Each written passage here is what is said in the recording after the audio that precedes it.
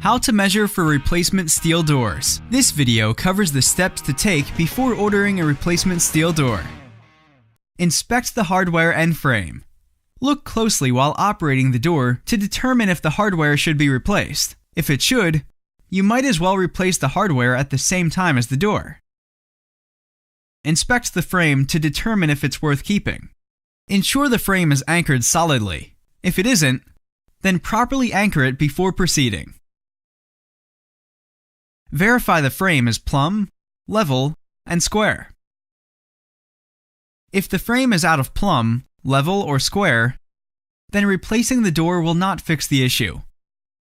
Start by using a framing square at the top of the frame at both the hinge and lock side. Use a 6-foot level or plumb bob to check for plumb and level. Be sure to check both jambs in both directions. Check the head for level. Verify the frames have the same height for both jambs. Measure to ensure the widths are the same at the top, middle, and bottom of the frame. Now use a string to see if the jambs are on the same plane. Tape a string and a cross at the face of the frame, at the top and bottom of both jambs. Measure and take note if the hinges are 3.5, 4.5, or 5 inches. Also, determine if they're standard or heavy.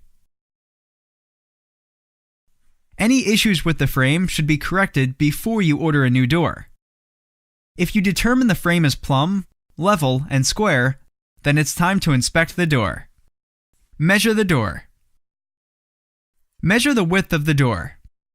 On doors with beveled edges, measurements should be taken from the wide side of the door, noting whether beveled on lock, hinge, or both edges.